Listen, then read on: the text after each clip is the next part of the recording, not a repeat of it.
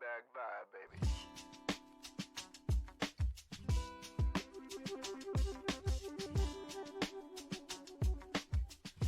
Welcome to the Cup of Joe Show, where we explore the journey of recovery from alcohol and drug addiction. One story, one conversation, and one step at a time.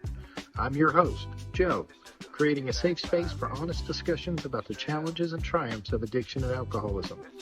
In each episode, we'll hear inspiring stories and uncover tools that make healing possible. Sobriety is not a one-size-fits-all journey, and you don't have to face it alone. Recovery is possible, and it's worth it. Thank you for joining the Cup of Joe Show. Now let's get started.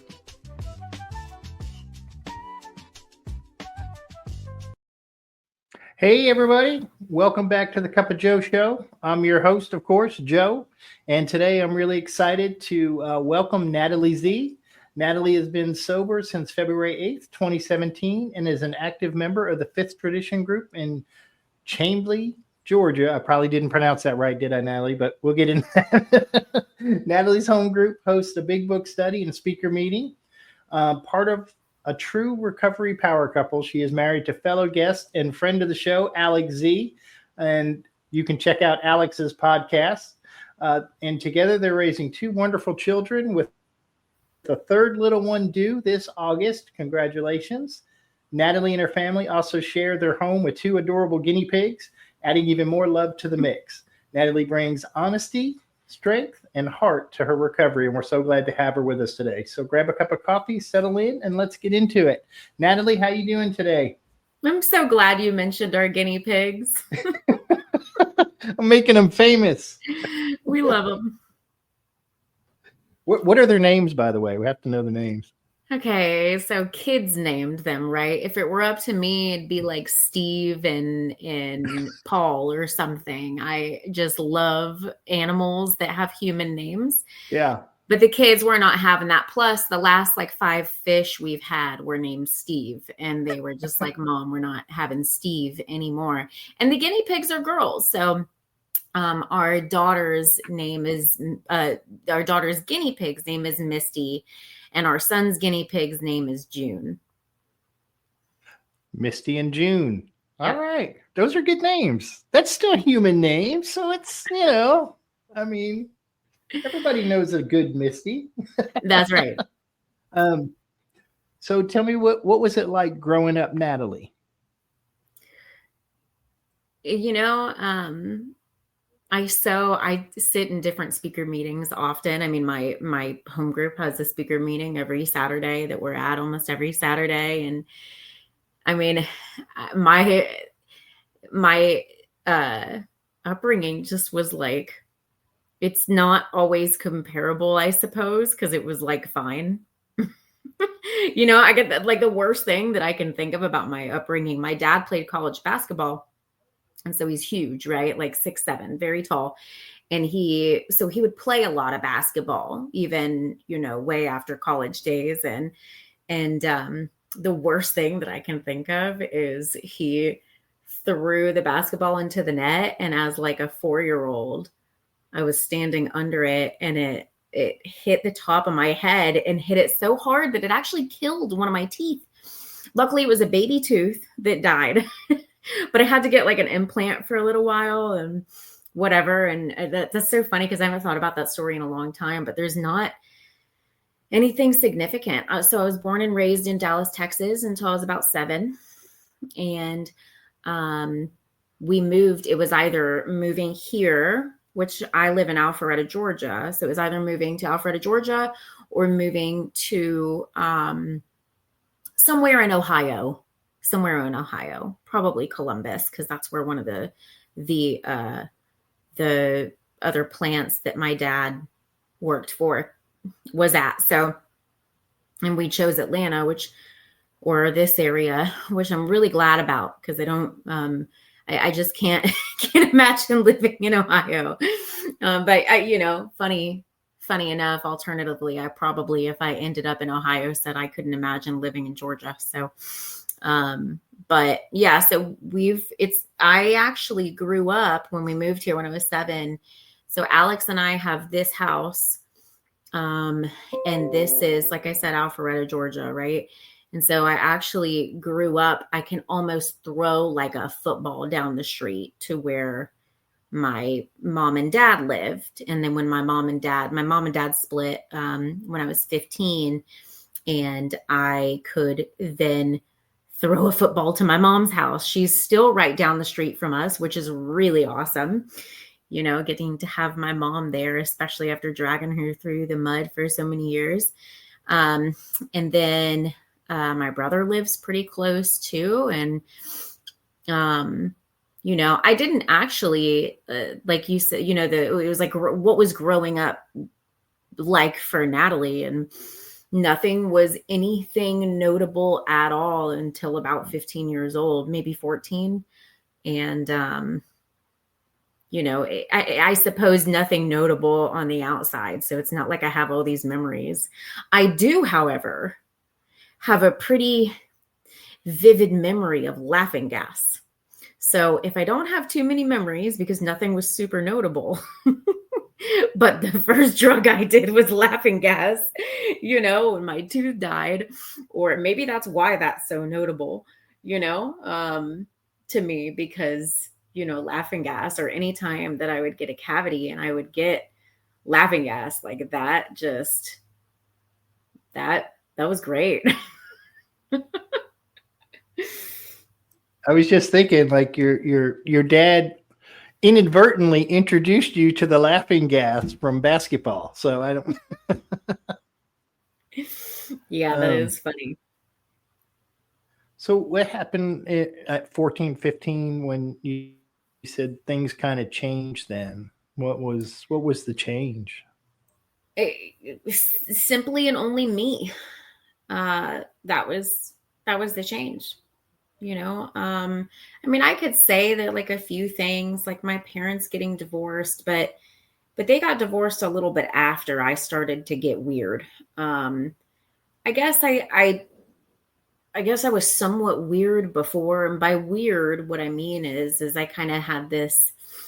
When it was time for me to take a drink or use, like it had been a long time coming. Like I had needed it because I kind of walked around like this, you know, with my shoulders up by my ears.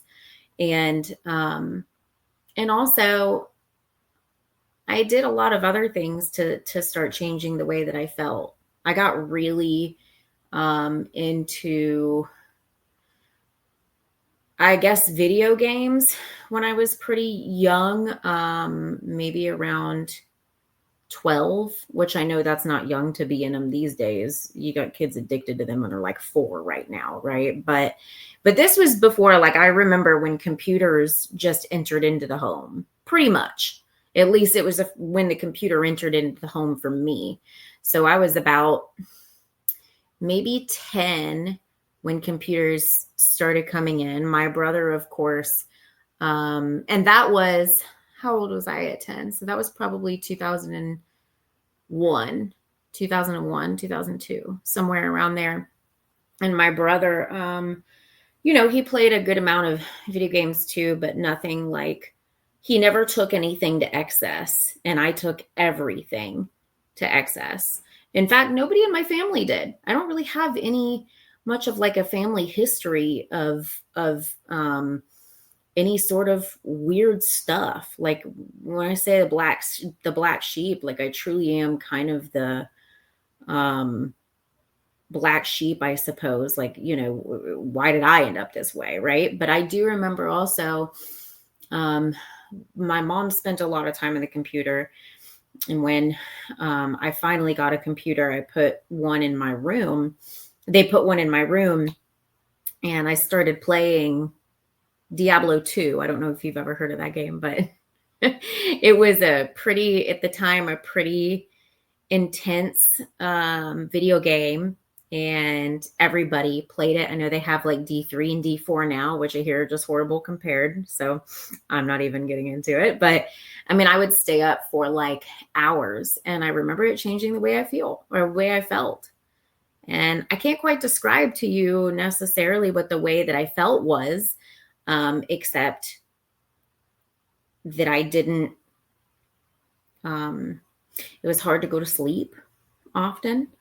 It was I don't know, just not quite right, just like all over malaise, I suppose. And I didn't, it's like you don't, so this is the best way I have to explain it. When I was,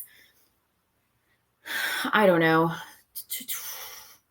I don't remember the age, about 3 or so years ago, 4 years ago now, I had made the decision that I was going to cut out all sugar and also a bunch of other stuff. And I did it for health reasons.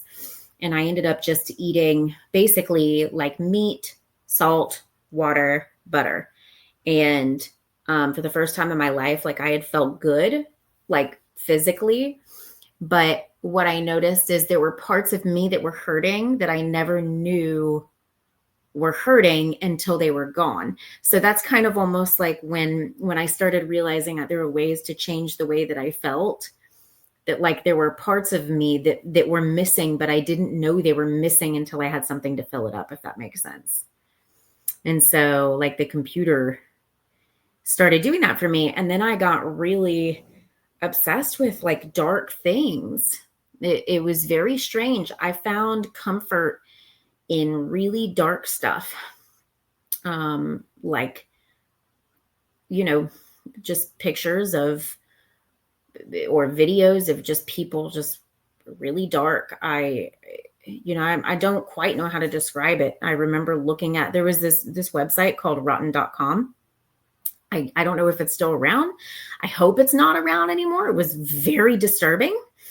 But they would have like wild stuff of like police scenes of these people who, just for instance, stepped out of a helicopter and like they got their head chopped off. You could see this kind of stuff. And I just, for whatever reason, I was drawn to the weirdest stuff. But the bottom line is I realized how it, changed the way I felt.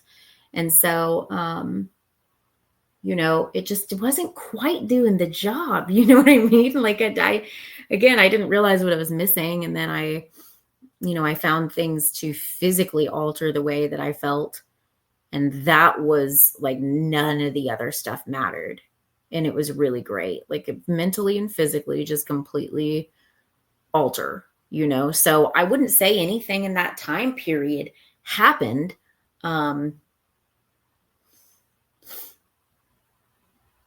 I don't even know if I'm just thinking, sorry, I don't even know if I lied more than any other kid.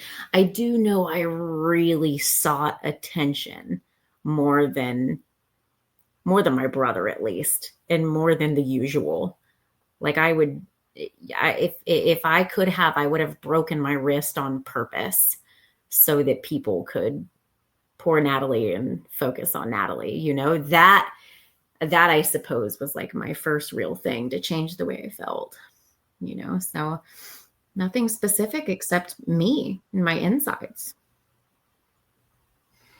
It's interesting you said about a couple of things you said about being the center of attention, because I was that way. I either tried to do it with humor, like I was always like the entertainer in the family, or I would do some daredevil, insane stuff. And I literally ended up in the hospital every year, my entire childhood. Like I got like 25 stitches in my face from, crazy stuff that I did. And I get the dark, seeking the dark. Now, this is going to give away my age probably, but we had Faces of Death. That was like we had the VHS tapes. There was these tapes that went around called the Faces of Death, and it was all different ways that people and things died. And yeah, it was probably very similar to what you were experiencing, but I never connected that to like trying to change the way I feel. And and that's exactly what I was trying to do. So yeah, I think that's really interesting. So how old were you when you kind of either took your first drink or really got the first effect from drinking? I think that's, probably more for us. Yeah, I like how you asked, when did you get your first effect? Because I know a lot of people where like the very first time they drank or the very first time they did whatever, did they feel it? And now, so this is what this kind of looked like for me. So my, when my parents got divorced, my mom moved right down the road, which would have been great. But what I learned quickly was that, like, my mom, I could do anything and everything and all the things that I wanted. And that's kind of mainly because, her dad had just died, and that was kind of her person, and when he died, she went through a pretty like severe depression. And instead of being there for her, I took advantage. So a lot of this happened right when my parents split. And so when I went to my dad, there was structure, there was, eating right. There was like, let's go get sunlight. Let's go outside, let's do something together. Let's whatever. And at my mom's, I kind of had the ability to, at the time I called it like getting my independence. But really what it was is I was getting away with whatever I wanted, that I, this is why 15-year-olds should not make decisions, right? Like, I don't care what kind of level they're on or maturity they have, they should not be making decisions. Right. And so, but my point of all that is I used to have this mini fridge upstairs in my room at my mom's, and I would have it loaded with crap, like just like junk, like Smirnoff Ice and random mixed match beers that I was able to like steal from different places, just weird stuff. And so my initial drink was crap like that. And the fact that most of those things, all of those things were carbonated, it would just fill me up and like make my stomach feel badly before I could even get to some sort of effect produced. And so the first time I had an effect produced, I can't remember if it was weed first or if it was alcohol, but they were right around the same time. I think it was alcohol. No, I think it was weed, because it was, I had smoked it before a few times and just never got that effect produced, whatever. And then a kid came over to my house. I was allowed to hang out with this kid when I was at my mom's, and I was like 15 and he was like 18 or 19 or so, and, so me and him and a friend went in my closet and smoked out of a bong. And it was the first time where I actually like got high and whatever. It wasn't that big of a deal. I did realize that like I did feel somewhat centered. But then soon after, I entered into 9th grade, and I ended up going to prom as a freshman with a senior who asked me to go to prom with him. And so I went to prom with all the seniors, which I remember my parents like fighting about this, but like moms, we kind of just get away with the last words usually, and my dad was like, what? Absolutely not. No. My mom, kind of ended up talking him into it. And I don't know if it was talking him into it more than it was just kind of like this, she's going to, and I did. And my mom even like called the person's house we were going to be at and everything, or went and spoke with her directly saying, look, she is underage. The rest of the kids there are like 18 and I guess some of them 17, but 17, 18, 19, right? And this is the house we're going to go to after the actual prom. And don't worry, there's not going to be any alcohol and that whole thing. And then we went to prom for roughly 20 minutes, and we got in a limo and went home. And that was the first night that I actually felt an effect produced. And this is exactly how it went. First of all, it was an $11 gallon handle of McCormick's. Okay. So if you want to throw up right now, you can, I'll let you. It's just horrific. Right. But nevertheless, we all sat there in a circle, and we took a shot and we were like, yeah, shots.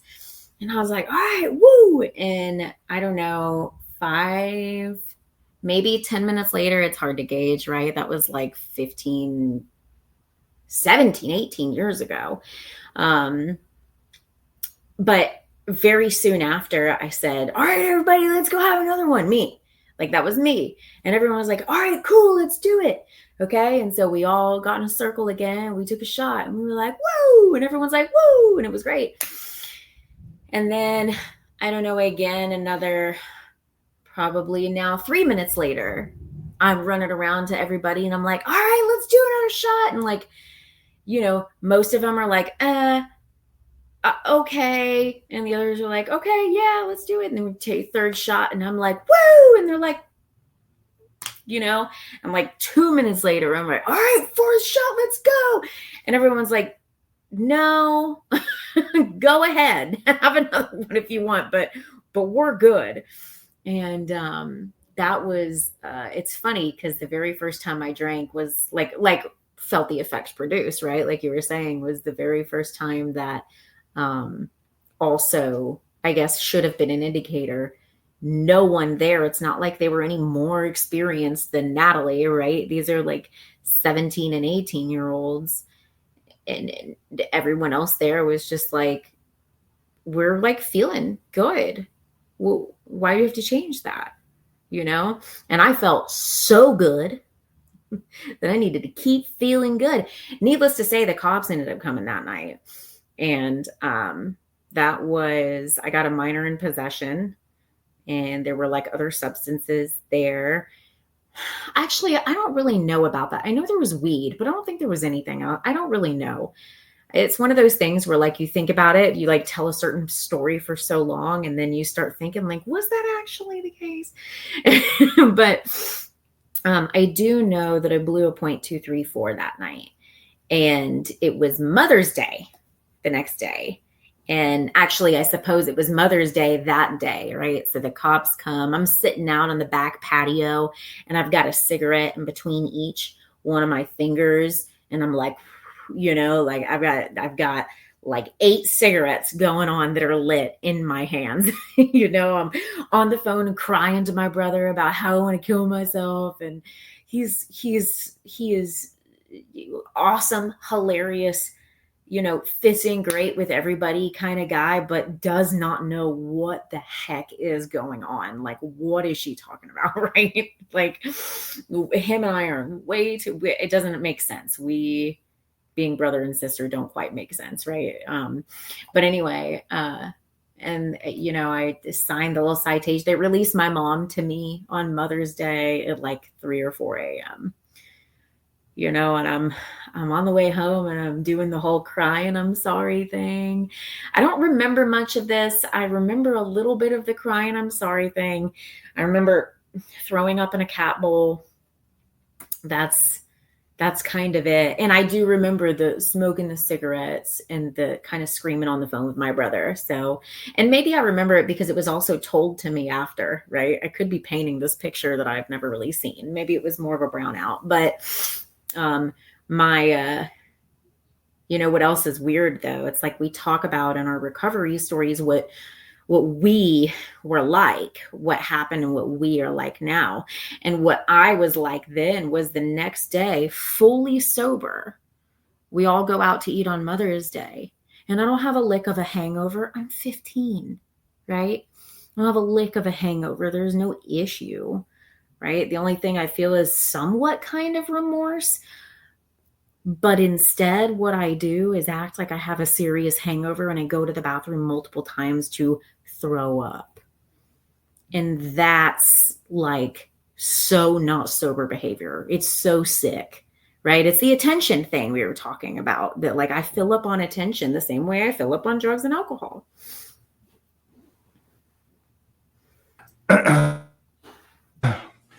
Yeah, it's you know, it's fun, the whole pretending thing. Like, you know, we're acting as if, you know, at that point, like, I should have a hangover, so let me act like it. Like, it's like, oh my gosh, yeah. So, how does your drinking progress, Natalie? Like what, I mean, what, did anybody, when was the first time somebody said, you might have a problem? Or did anyone ever do that to you, for you?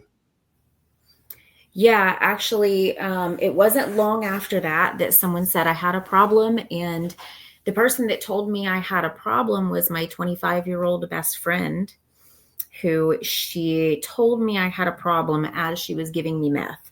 So we smoked a good amount of meth together, and then she brought me to my first AA meeting. And so, yeah, and it was just pretty much anybody I was around told me I had a problem. That was just another like sick situation that I was in, you know what I mean? But I went to my first meeting on meth in the basement of a church, and I was 15, and like it was the thing where like, they said anybody, I don't know, they said something like anybody new or whatever, raise your hand, introduce yourself. And she like, elbowed me. And so I raised my hand, and all of a sudden all these people look at me, and I'm like, what the, like, because I'm also on meth. Like, let's be clear. You know what I'm saying? So, but actually it wasn't too long after that I ended up going to my first rehab. It couldn't have been more than a year. I don't quite remember the timeline, if it was like end of 9th grade, early 10th grade. I think it was early 10th grade. And it was weird because I was so uncomfortable, especially sober. And I didn't realize that the problem was sobriety at that time. I just thought that the problem was everything else around me. And I also didn't realize what alcohol and drugs did for me, that I was using them as a solution. And so I didn't realize, so I was still trying out different things, like using humans the same way we use alcohol, and using attention and using my mom and all that kind of thing. And I remember going to my mom and telling her, like, coming up, I mean, I had some eating disorder tendencies for sure. But I wasn't like, I told her I had bulimia, and it was not like I was like throwing up every day. It was just this stuff that I would come up with. And I ended up getting to go, right, on vacation for 2 weeks. And I got put out in my first rehab. And I was actually, the day before, of course, I pissed positive for weed. Of course, I didn't piss positive for alcohol because it gets out of your system so quickly. But one other thing that happened, which was super weird, was I smoked crack the night before. And I didn't know they were going to drug test me. I just didn't know how all of this went. I had no idea. And I came up negative for any substance except for weed. It was wild. It was really weird. But anyway, that was like that first time. And then I also got, and I might be screwing the timeline of this up a little bit, it all started happening at the same time. It was like from the beginning of my drinking and my using, did I start getting in trouble, right? It wasn't like, there was certainly a progression, but all in this one, maybe 6 months, maybe 9-month time period, did I start getting caught by anyone and everyone. And so I remember too, at school, in high school, maybe that was 10th grade or 9th, I don't know, because I remember it was specifically 9th grade. And we would go to the bleachers, right? And we would play pill roulette. So like we'd all steal pills from our parents, predominantly mothers, and and put them in a pill bottle, and we'd shake it up, and we'd each take one and crush it up and, snort it on the bleachers. And you didn't know what you were getting, right? You didn't know if you were getting like a Xanax or your mom's hormone pill. You just didn't know what was going to happen. Well, I got something good that day, apparently. And I was in the gym and I rolled over my foot with a rolly chair that had my weight on it. And I don't know if you've ever done anything like that on your foot, but it doesn't feel good. And I had no reaction to that. And the coach thought that was interesting. So the coach, he took me and he was like, I'm not about to like get you arrested, but I'm going to bring you up and talk to somebody about this because there's something wrong with you. And he did. And they ended up calling my parents, and the school luckily didn't do anything about it. I say luckily, but it might have been better if they did. I don't know. But my parents drug tested me that night, and I pissed positive for like everything, like a 12-panel drug test. And I didn't even know what I was taking. I can't even tell you, I know that opiates came up on there, and I don't even remember taking any opiates. So, but ever since then, that one point, never did I pass a clean drug test until years later, years down the road. And, since intense drugs and intravenous drug usage is such a huge part of my story, I think that I would be able to get like my parents were not super concerned about alcohol and weed, right? So like if I could just piss positive for everything else, they didn't think that alcohol or weed would be much of an issue. So I would use that as like a fallback a lot. It's like, okay. I'm just going to smoke and I'm just going to drink. How many times have we heard that from everybody? You know what I mean? Just going to smoke and I'm just going to drink.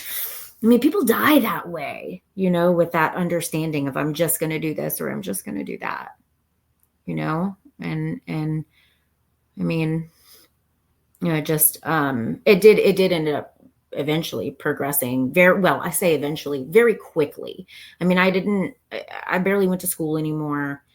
And, this was like opiate epidemic. And I remember almost to the day when they started closing those pill mills in Florida. It was like right around 2009, 2010. And so it went from like, one of the coveted Oxycontin 80s went from like $25 a pop to like 90, and what better thing to do than heroin, and so like that went pretty quickly that way.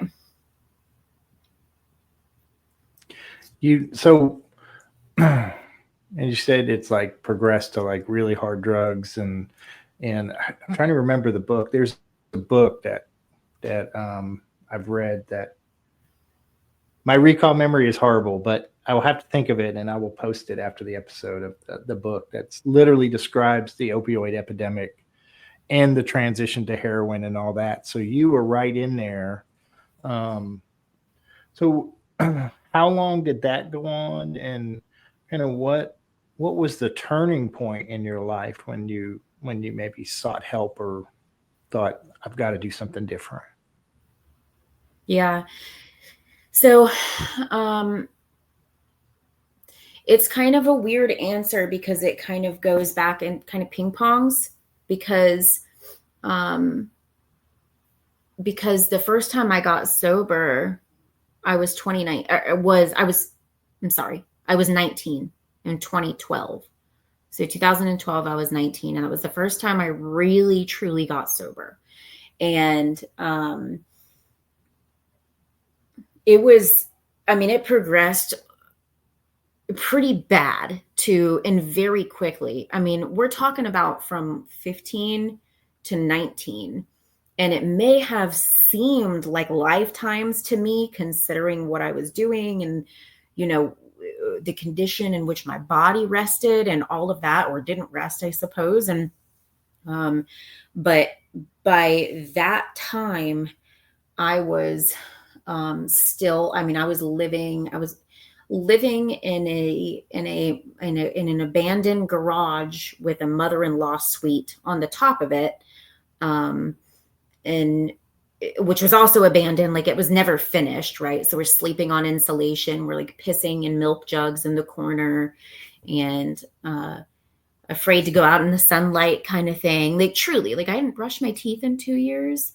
And so even like toothpaste would burn my mouth, like the inside of it. I don't know how my teeth, came out as well as they did. It must be genetic because they should have like absolutely fallen out or rotten or whatever.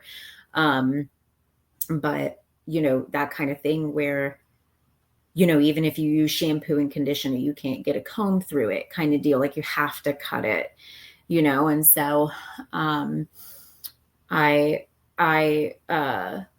it was that I kind of got like pulled out of that situation almost. Really what it was is I had been with this guy for years, a couple of years.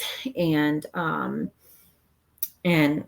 like, I loved him a lot and he loved me. I know he did. He's actually, from what I understand, we keep in touch. We've kept in touch every once in a while.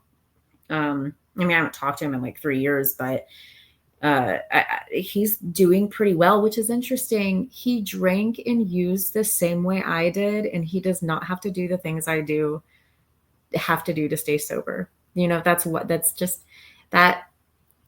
There is absolutely a bold line between hard drinker and hard user and the real alcoholic and the real addict. Like, there truly is. And it has nothing to do really with the way that they drink.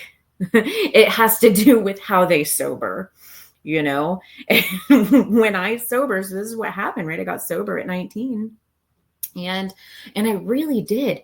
And this is why, you know, I don't love the idea of like the bottom thing, because my bottom this time didn't quite look like, I didn't stay sober at 19. I mean, I only have 8 years sober, 8.5 years sober. If I had stayed sober since 2012, I'd be a lot soberer. Like a lot more years. That's what, like 13, 14 years, right? So obviously there was an issue there. And when I got sobered up, and people say too, what do they say? That like getting sober is hard, but staying sober is easy. And I fully disagree. I 100% fully disagree. Like, it is not simple. I do more in AA now at 8 years than I did at 2 years or 1 year. And I went at 1 or 2 years, I couldn't imagine possibly fitting anything more in. You know what I mean? I'm on the Atlanta Roundup committee. I am sitting up here with you at 7 o'clock on a Monday. My husband is downstairs. Like, I can hear him down there, outside in the backyard doing a fifth step with somebody. We have almost 3 kids. We've got house to take care of. We have our home group that we go to. I mean, doing a lot, like staying sober, not to mention all the stuff that you have to continuously face and be rid of. The things that I learned, some really crappy crap about myself and what type of friend I was when I was about 5 years sober. It is not the easier, softer way to look at that, you know? And so people don't have to do that kind of stuff when they get sober, but I do, you know, and that's what, you know, we're kind of talking about here. And I didn't do that when I got sober initially. I entered into a program, a 12-step program. And in the 12-step program, I went through the process of what they call the 12 steps with a competent sponsor, right? But I missed that whole and vital second part of what the first step was, which was that our lives had become unmanageable. And it says dash. It doesn't say and or comma or anything. It says dash, which means it now has nothing to do with the alcohol, because the problem arises when the alcohol is removed, right? So like for a non-alcoholic, for a hard drinker, for someone who looks like they drink alcoholically, you remove the alcohol and things tend to get better for them. They don't have 100 problems. For me, when the alcohol and the drugs were removed, so I had 100 problems. Someone told me this. One of my sponsors says, look, you may have 100 problems, but if alcohol and drugs is one of those problems, you have one problem. And unfortunately for you, the second that problem's removed, 99 problems come back. And they all within, right? And so when I got sober that time, I tried to go and I didn't go and address these 99 problems. I did not see how I lived being unmanageable, because you see, I think part of it was that I wanted to evade the consequences of drinking and using. I would rather, if I could choose to drink and use, I would. But I realized, I can't. You know, when people say I have no option, I have to get sober this time, you're not getting it. That's not true. That is not true. You have every option. You can absolutely go it. No, you don't have to get. In fact, you probably won't get sober this time. And so I didn't realize what I was up against. most people that are actual alcoholic do not get sober. If they all did and it was simple and it was cool, there'd be a lot more sober people, and I probably would have remained that way back at 19, but I continued to use people and places and things the same way I use drugs and alcohol. I use the Amazon buy now button. Actually, they didn't have Amazon that way back then, but you get my point. Like, I'd go into Walgreens and I'd take my mom's credit card and I'd go and buy. Like, I'd go buy stuff. And if I didn't have my mom's credit card, I'd go steal stuff, and I would use food that way, or a lack of food, whatever I could do to use something different, like alcohol. I used men that way. Absolutely. I 100% used dudes that way. I would use female friends that way, and it just, without that kind of stuff, I have to use something like that. And so you asked, what was the turning point? And so there were a few different times where I thought there was a turning point, and there was. I do believe that God gives us the grace. I had my first sponsor this time around. I had him for the first 4.5 years of my sobriety.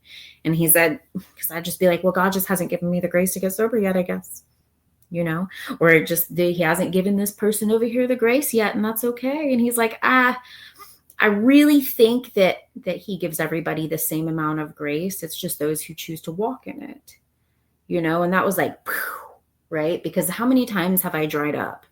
I don't know your story, Joe, but how many times have you dried up, right? Like, gotten sober physically, but what about the mental portion of it, right?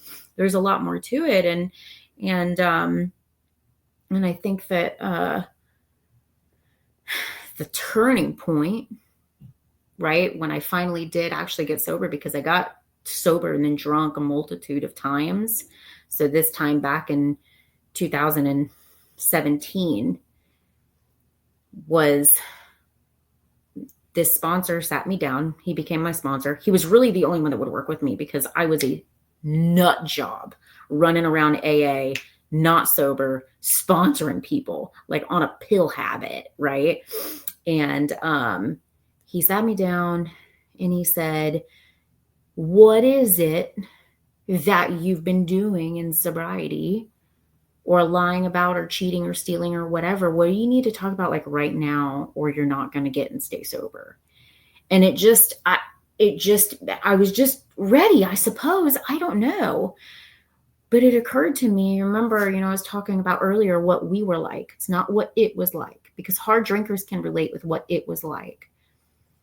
But what I was like, what we were like was, in sobriety, I lied about having cancer in a past sobriety, because I don't know if I wanted attention or pity or reasons to get away with not being and living up to what everybody else lived up to, if that makes sense. Like, I wanted to be able to use anxiety and depression and all this stuff as a reason for, like, a free pass, so I don't have to try as hard. That was definitely a portion of it. But I told him that, and he was one of the people that I had lied to. And so the turning point wasn't some sort of electrical shock that I just got out of nowhere. You know how, like, when people talk about going to the gym and they're like, well, I just don't have the motivation yet, and I'll go when I have the motivation. It's not going to happen. You'll get it for 3 days or a week and a half. And if you rely on motivation, you will fail. You know what I mean? My husband goes to the gym 7 days a week, 2 hours a day, or like an hour and a half a day, whatever. And if he can only get 30 minutes, fine, but he never doesn't go. And I guarantee you, he doesn't want to go 80% of those days. I don't go 7 days a week. I go a good amount, but I barely ever do really want to go. So it was the same thing with this. The turning point was something that was like, I realized, like, God has always given me the strength, right? And when I speak of God, whatever higher power anybody needs to have, that's fine. It doesn't really matter, but it better be a power greater than alcohol, and it better be a power greater than drugs, because they are a power greater than me, right? And so this power greater than me, God, has always given me the strength. It's just about whether or not I'm willing to use the willingness.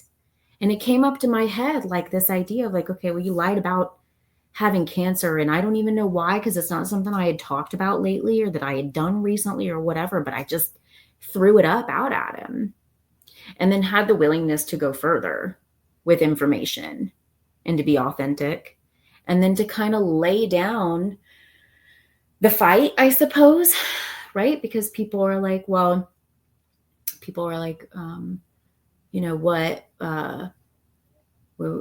what's going to be different this time or whatever. And really, honestly, the answer should be, it should always be, I'm just not going to tell the help how to help me. And I'm going to follow through with what they say, even if it sounds idiotic, right? Because how am I supposed to know what I need?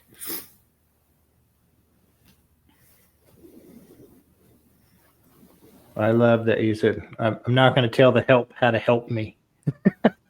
I'm like, that sticks. And I think too, I think with your situation and what you went through, I think bottom is a weird word. I always think it's a weird word, but I think that's why I think because you went so hard, you shortened the time you were out there, and it was just as brutal as the time I was out there, but in a more compact short time. I don't know if that's good or bad. I think we see that a lot, younger people coming in sooner because there's so much harder stuff out there. So they're, for lack of the better word, hitting bottoms quicker. Mm-hmm. I think, so how do you stay committed to sobriety on the tough days, on the days that you were saying, like, the days you don't want to go to the gym, on the days maybe you don't want to stay sober? How do you stay sober? I mean, that's a great question. And the way that you asked it, I actually really appreciate, because you didn't say on the days that you want to drink, how do you not drink? I don't really get those days, right? Or the days that you don't want to stay committed, how do you stay committed? On the days that you don't want to stay sober, what I read that as is, on the days when you don't want to do the things that are necessary to be done, how do you do those things? Because it's never, whenever someone drink, at least in my experience, and I mean, I have tons of sponsees and a lot of them come and go, right? Like a lot of them do. I've got a couple that have stuck around for 4 or 5 years, whatever, but by and large, people drink again. You know what I'm saying? And so, what are we doing on the days to, you and I were talking about this like a month ago or whenever we set this up, right? Dr. Bob talking about taking insurance out.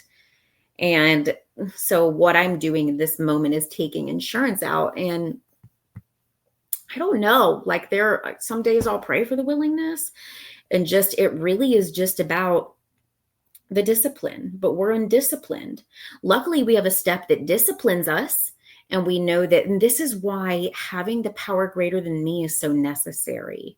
Again, it doesn't necessarily matter what that is. It just has to be greater than what alcohol and drugs does for me, because I have to beg for the willingness from it. Like, I've got to get the willingness from that because I don't have it.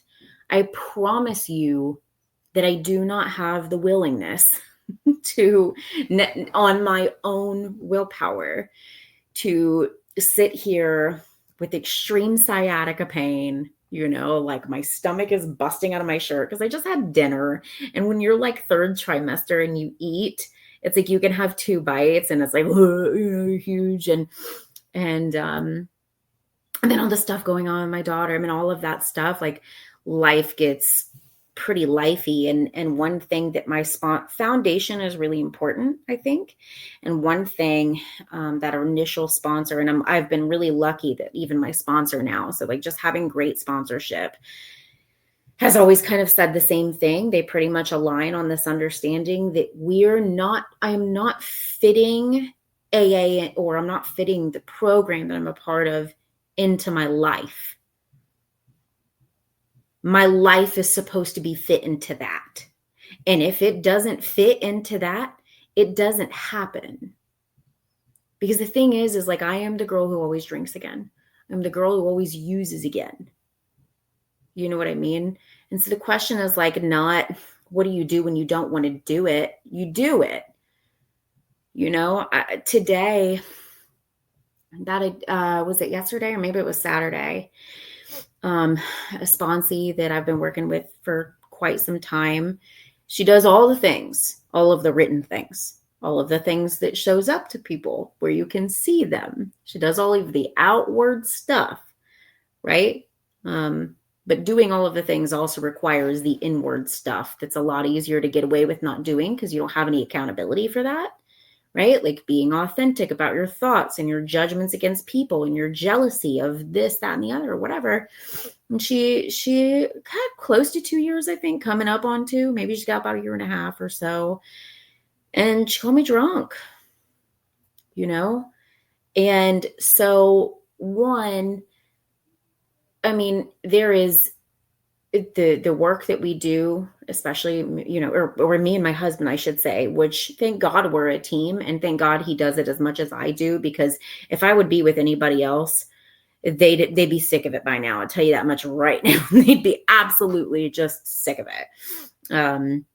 And thank God we're a team because he can get son to baseball. I can get her over here and we can do this or do that or whatever and cover each other's backs. Like I won't be able to come to baseball this Saturday because I've got a 5th step to do with a sponsee. Like you best believe that I will absolutely miss a baseball tournament to make sure that, my son has a mom that shows up for him. You know what I'm saying? But I forgot where I started there and what my point was, but like that's right. The sponsee that drank. So on the end of a really long Saturday of not only doing home group stuff, which on Saturdays, we're an 1.5-hour meeting on Saturdays because we have a 15-minute speaker as well as a 15-minute speaker.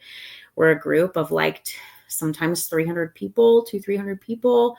It's a very large meeting. Shambly, very close, but also it's called Tucker. So you can call it Tucker if you want, by the way. But, I'm going with Tucker. Yeah, there you go. Tucker. It's easier, much easier. So, but like that, and then, mountain biking my daughter's expedition all day long. And then it's all this other stuff. And then I've got to get up and to add that on there being pregnant. And, there's nothing in there that is a big enough of a reason to not answer the phone at 10 o'clock at night for someone who needs. Right. And then, guess what happens Monday morning after she tells her sponsees, they start calling their grand sponsor saying, I need help. What am I going to do? She drank and then also her mom calling and, my job is that. I'm also an insurance agent. I do all lines of insurance. Right. And I work with a company, pretty big company, and I am the salesperson. I do all lines of insurance. I help people out with that. And then I manage their policies. I work with the same people all the time, really big clients, really small clients, whatever. That's not my job. It says that my job is to grow in understanding and effectiveness. And I see it happen too many times where people get, 5, 10, 15, even 20 years. That's not their job anymore. And they just don't seem to be as joyful as maybe they once were. And that's terrifying.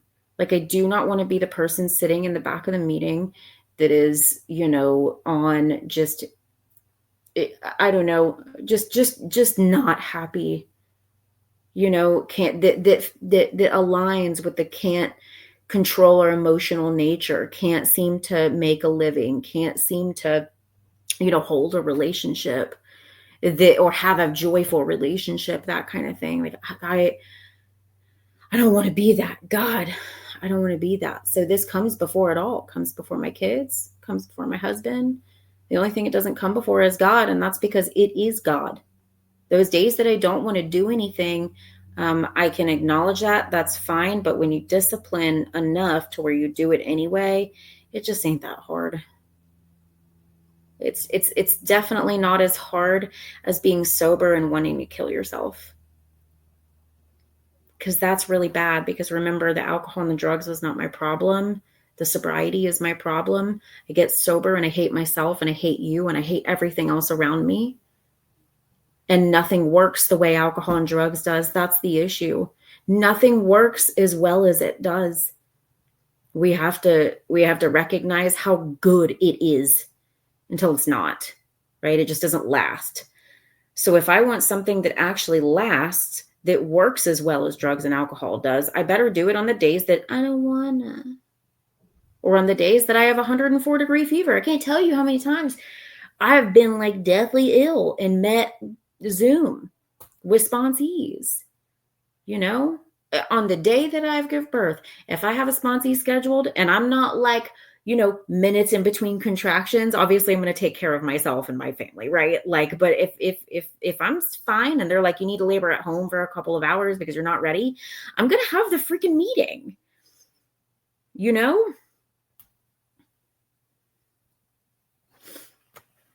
Let's hope it doesn't come to that, Natalie. Let's hope. Yeah, Alex might.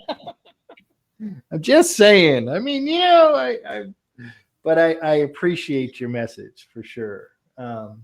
What would you say to somebody who maybe is listening, who's struggling right now, figuring out what to do?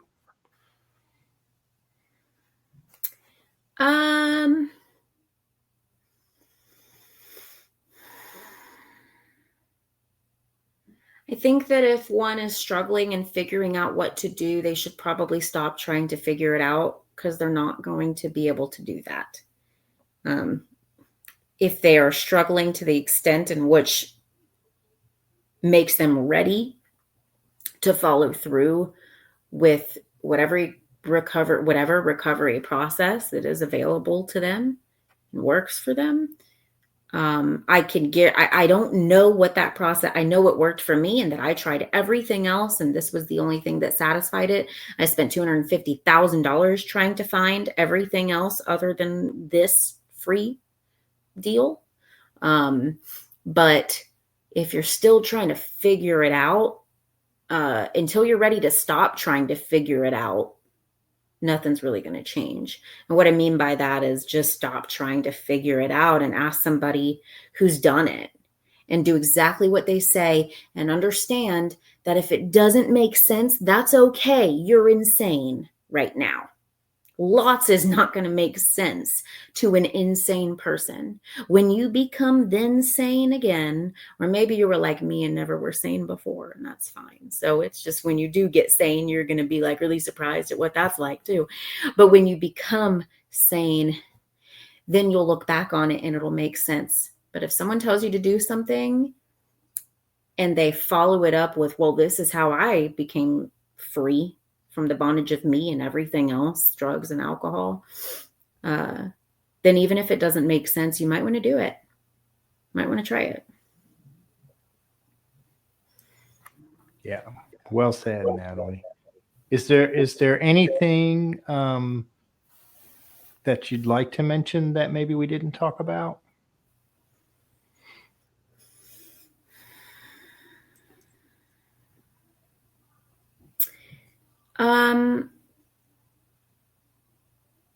Just that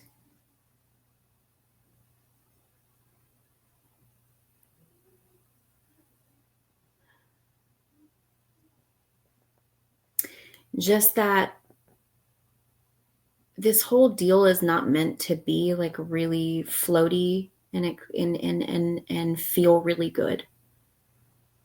And if you go into any sort of recovery understanding that it's going to be lighthearted and not dramatically difficult sometimes, but also dramatically beautiful and also dramatically painful. I just, what I had with the drugs and alcohol and the like, I don't know, cumulative like 10 years of usage and drinking was extremely dramatic. And if your drinking and your usage is dramatic, your recovery should probably be even more dramatic. And don't let anybody tell you that you're doing too much for it.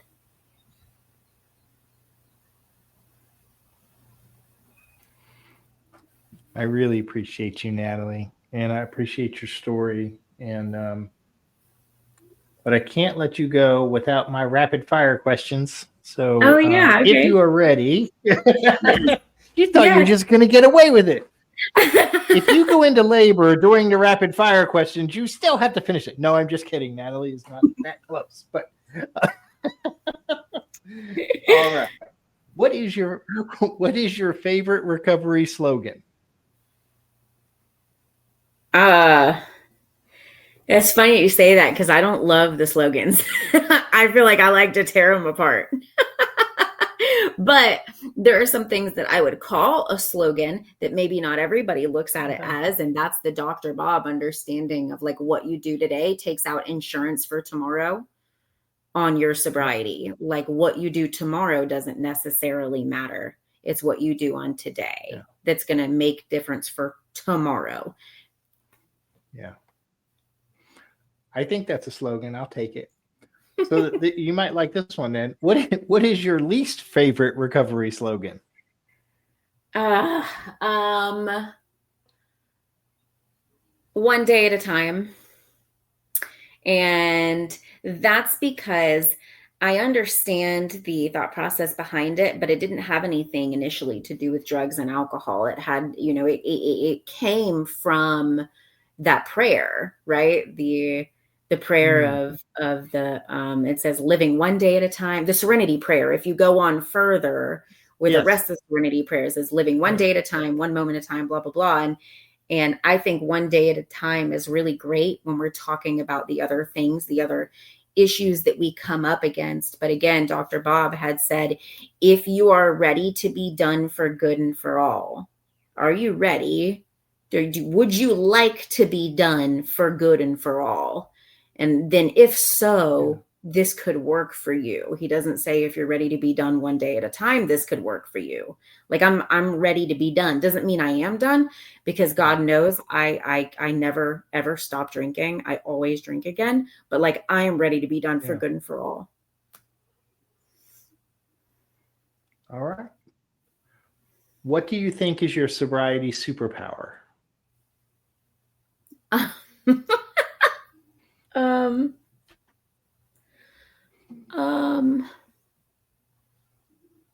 Something that used to be a liability that now has become due to having been humiliated enough, and also, gaining enough humility to be able to like face this. And when people tell me like I'm wrong or whatever, is it used to be a liability where like I would just say whatever I wanted and just put you down. Now I have a lot of people that will thank me. Like, this is a sponsy thing. Obviously, like, spiritual consent is necessary. Sure. I do not just say whatever I want, but I suppose having the ability to be able to bring up truths that like are otherwise, people would be fearful to say out loud to another person because they might get smacked in the face. That's a pretty good superpower. If you could say one thing to your former self, what would it be? Oh,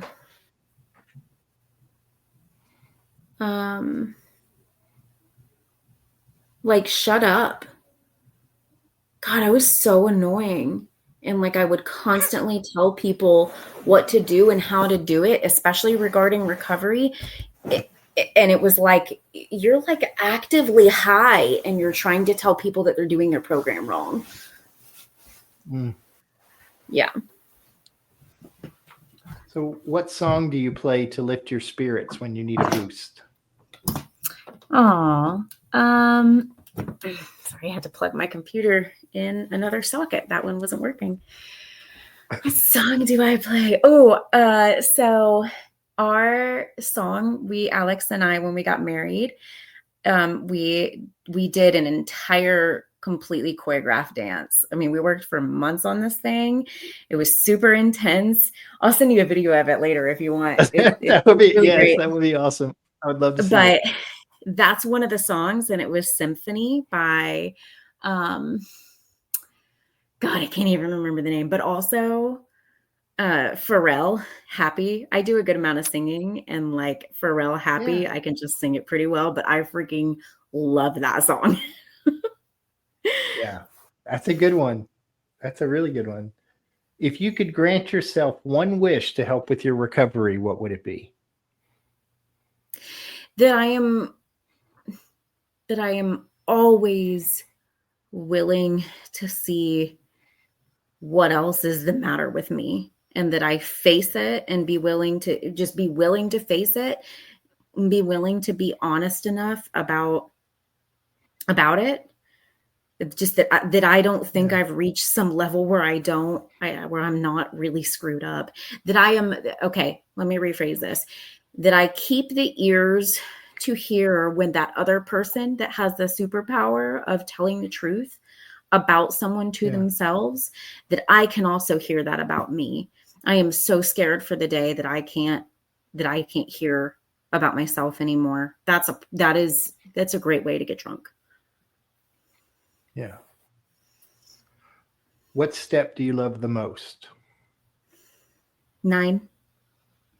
I don't I love it the most because I've seen it's the first step that actually brings about an adjustment of who someone is, right? Because 4 and Mm. 5, they don't matter. 6 and 7 does not matter. 8 does not matter until you go and actually fix the damage. And this doesn't mean sitting down and having a conversation. When people are like, I'm on my way to making amends, I'm like, oh, what are you doing? And I'm like, oh, well, I'm going to talk with somebody. And that's not an amends, right? And amends is Yeah. where you follow through with the action that whoever it was that you're making an amends to said that you need to take to make it right. And when you complete making it right, I can't tell you the sex amends that I made. They were the most difficult, second to financial amends. At 4.5 years sober, I completed my financial amends, all of them, all of Wow. them. And it was, I mean, I never got my hair done. I never got my nails done. I never got any of this stuff because it wasn't my money. I put it toward making an amends. I started out with being me and my daughter were homeless, living in churches when I first got sober. And so I could denote $5 a month to this financial Mm. amends process, which a lot of it had to do with like credit cards and Kroger and that kind of thing, like grocery stores. So the amends and following through with that, because when you do that, you actually begin to change, and you get that gives sobriety a fighting chance. Yeah. What step do you love the least?